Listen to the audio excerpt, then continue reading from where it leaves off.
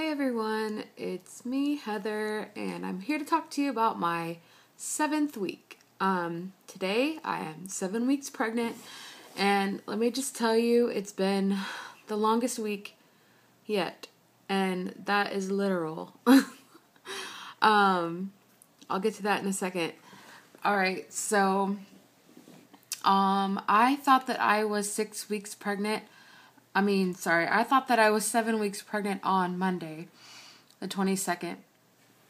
And I was going to do a video then, but then I went and had an ultrasound, and turns out the baby was measuring 6 weeks and 4 days. So that's 3 days earlier than I thought I was. Honestly, I have no idea how that's even possible, but I'm sure it is. Alright, so let me start from the beginning of the week. Let's see. Okay, well, I had my first prenatal appointment on the 18th. It went really well. It was really just a bunch of information.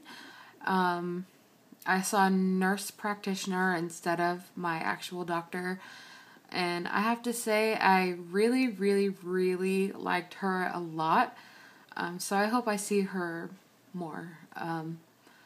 She said, hopefully I see you before you have your baby.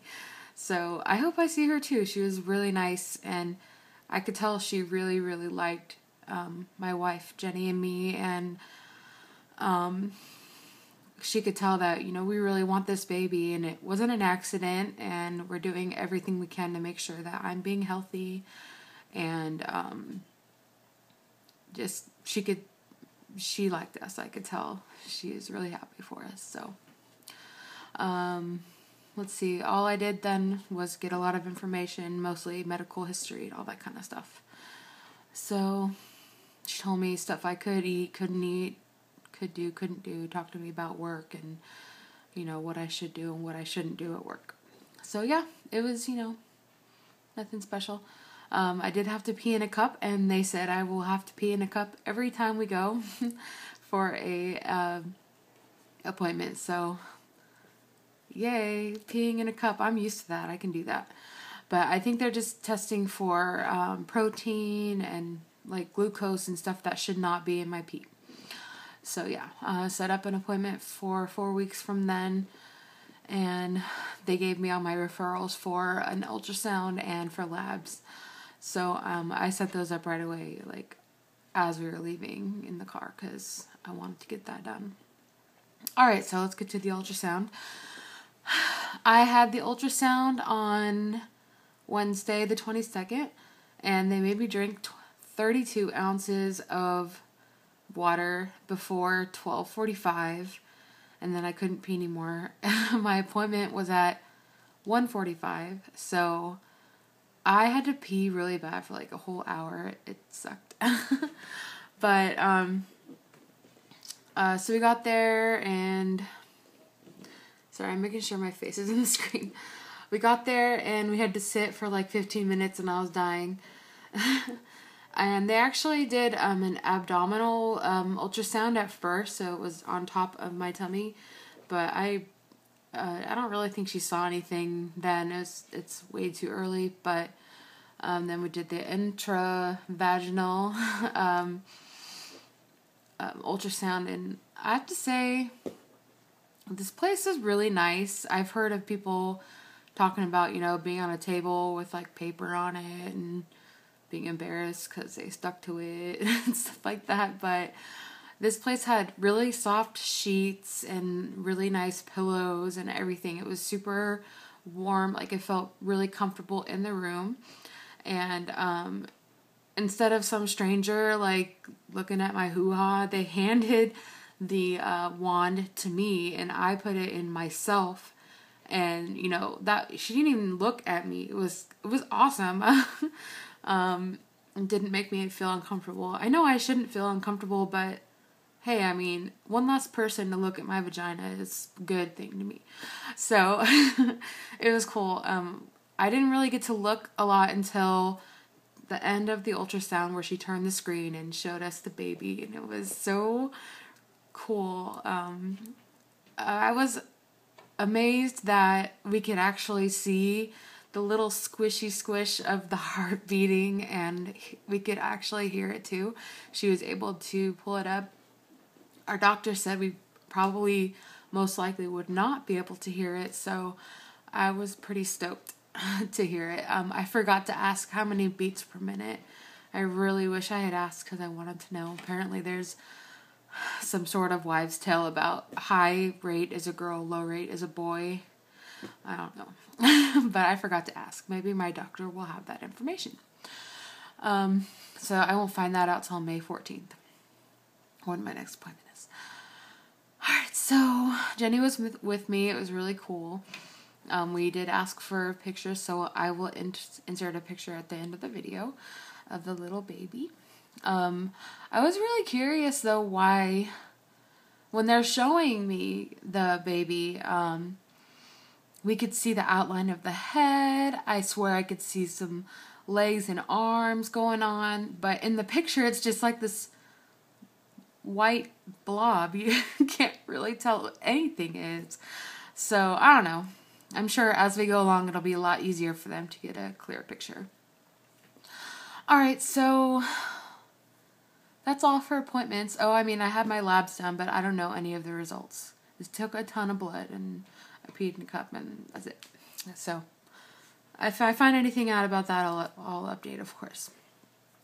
Alright, so, any cravings or aversions to food? I would say, still not really. I'm still eating meat, even though sometimes it makes me nauseous, and I usually prefer to eat something savory over something sweet, but I just ate a popsicle too, so that was really good. So I guess nothing going on with that yet, really. I am digging tomatoes and cheese sandwiches right now. Those are really good, but I ran out of tomatoes, so no more tomato for me until I go shopping. I have been having some heartburn, and it's pretty much every morning after I eat breakfast and at night when I'm trying to go to sleep, and it really is not cool. But in the morning when I get heartburn, I've been having like a banana because I read that helps, and it sort of helps. Today I had a little bit of chocolate milk. That also helped a little bit.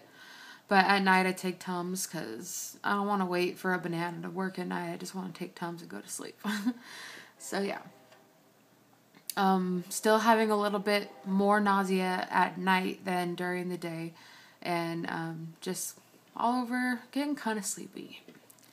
Also have a lot of saliva going on in my mouth pretty much all the time. I'm constantly swallowing my own spit. Alright, so that's pretty much all for that. And then there was just one more thing I wanted to talk about, and that is, what is up with pregnancy apps having completely different sizes for your baby each week? Okay, so I was using two apps. I'm using two apps to track my pregnancy. One is the What to Expect When You're Expecting app, and the other is the WebMD pregnancy app. And I like both of them just because they give you some cool tips and information and stuff like that.